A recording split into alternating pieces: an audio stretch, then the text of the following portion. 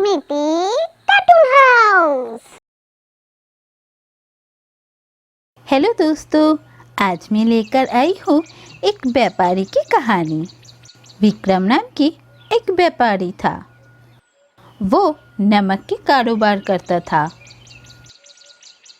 विक्रम था बहुत ही अमीर एक व्यापारी और इसके साथ वो बहुत ही दयालु था।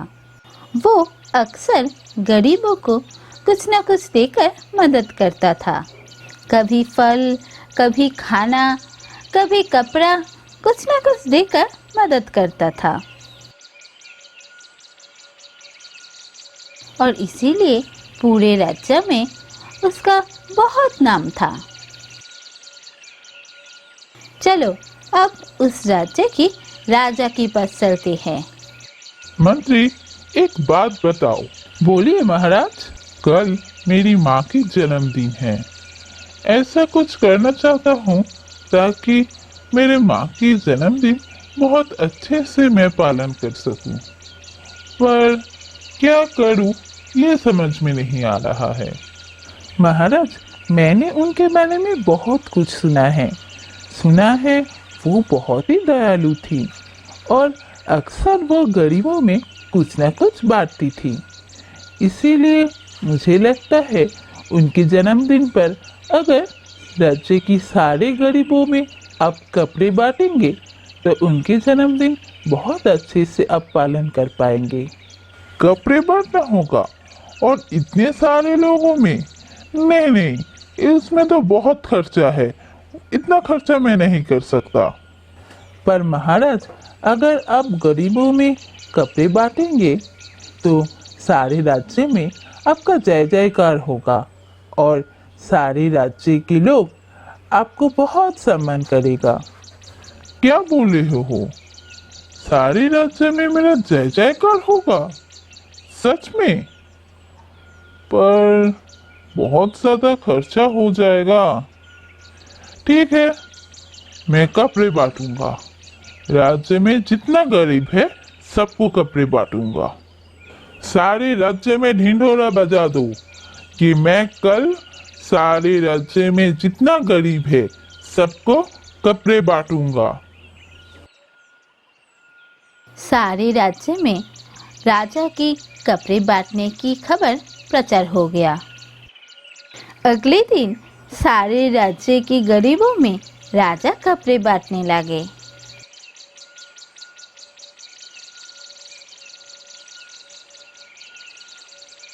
कपड़े बांटना जब खत्म होने को है, उस वक्त एक भिखारी बोला, महाराज की जय हो।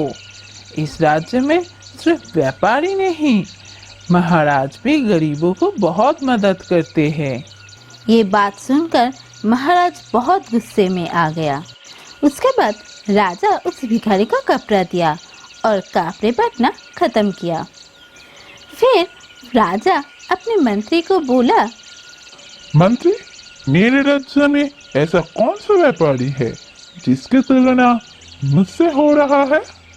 महाराज, हमारे राज्य में एक व्यापारी रहता है जो अक्सर गरीबों को कुछ न कुछ देकर मदद करता है। कभी खाना, कभी फल, कभी कपड़ा, कुछ न कुछ देता है और वो बहुत अमीर व्यापारी है। अच्छा, तो ये बात है। ऐसे इंसान को मैं भी एक बार देखना चाहता हूँ। बुलाओ उसे यहाँ पर। मैं भी देखता हूँ इस राज्य में ऐसा कौन सा व्यापारी है जो इतना मदद करता है गरीबों को, जिसके तुलना मुझसे हो रहा है।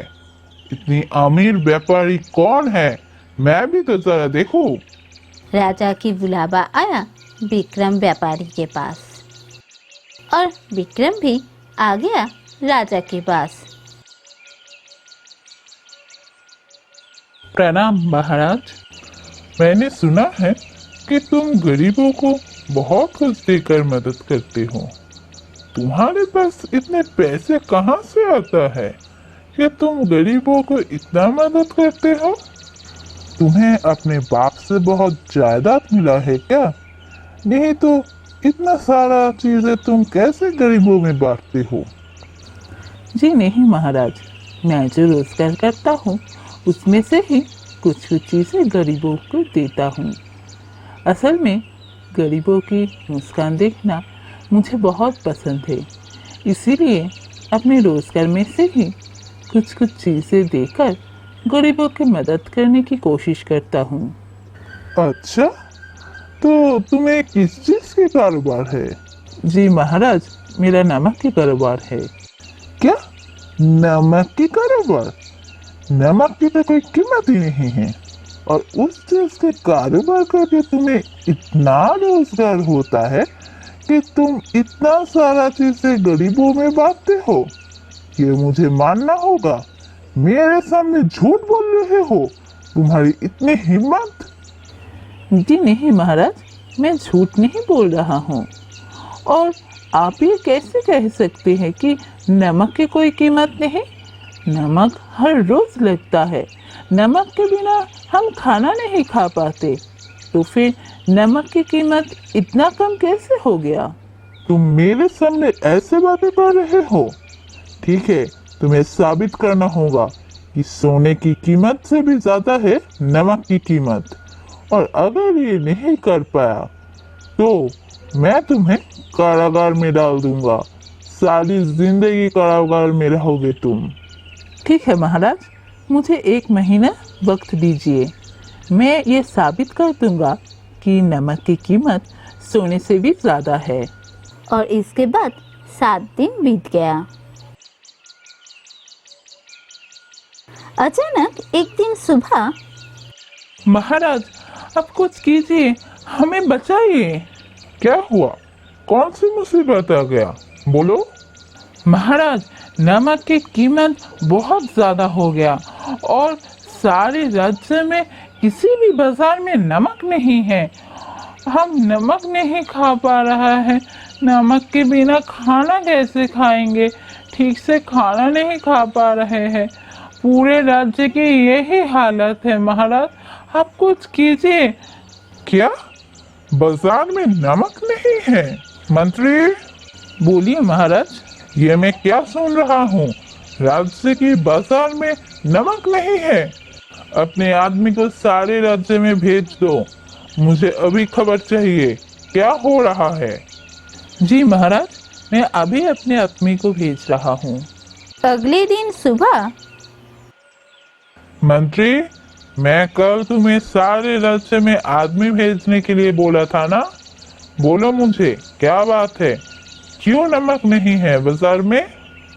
जी महाराज, कोई व्यापारी पूरे राज्य के बाजार से सारा नमक खरीद लिया है। क्या सारे राज्य की नमक खरीद लिया? कौन है वो व्यापारी? जी महाराज, ये तो पता नहीं चला। कोई भी ये बता नहीं पा रहा है कि वो व्यापारी कौन है जो इतना सारा नमक खरीद लिया। महाराज, कुछ न कुछ करना होगा, क्योंकि राज्य में अब नमक की कीमत सोने से भी ज्यादा है। उसी वक्त वहां पर आया वो व्यापारी। प्रणाम महाराज। महाराज, आज इस राज्य में नमक की कीमत सोने की कीमत से भी ज्यादा हो गया है। हाँ हाँ, तुम ठीक कह रहे हो।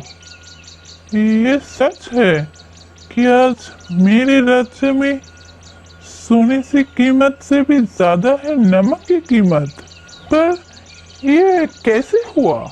तो सुनिए महाराज, पूरे राज्य की सब बाजार से मैं सारा नमक खरीद लिया था और सबको मेरे बारे में कुछ भी बोलने के लिए मना किया था। और इसीलिए मंत्री जी को वो लोग मेरे बारे में कुछ नहीं बताया। तुम्हें पता है तुमने जो किया है वो गैर कानूनी है? जी महाराज, मुझे पता है कि ये गैर कानूनी है, पर आपके मन में नमक की कीमत को लेकर जो गलतफहमी था उसे दूर करने के लिए ये करना पड़ा। मैं पूरे राज्य में सारा नमक वापस कर दूंगा और ये गैर कानूनी काम करने के लिए अगर आप मुझे कोई सज़ा देना चाहेंगे तो भी मैं कुछ नहीं बोलूँगा। पर महाराज, आपने ये तो ज़रूर समझ गए होंगे कि किसी भी चीज़ की गुण की विचार उसकी कीमत से कभी नहीं होता। जो चीज़ हमें बहुत आसानी से मिल जाता है उस चीज़ की कीमत हमेशा ही कम रहता है, पर वो कीमत कम होने की वजह से उस चीज़ की गुण कभी कम नहीं होता। हाँ, तुमने बिल्कुल सच कहा। अब तक मैं बहुत गलतफहमी में था, तुमने वो गलतफहमी दूर कर दिया। तुम्हें मैं कोई सज़ा नहीं दूंगा, बल्कि मैं तो तुम्हें कुछ देना चाहूँगा। तुम बहुत ही दयालु और होशियार इंसान हो, इसीलिए तुम्हारे साथ मैं राजकन्या की शादी देना चाहता हूँ। इसके बाद राजकन्या और विक्रम व्यापारी की शादी हो जाता है और वो दोनों खुशी खुशी जिंदगी बिताने लगती है।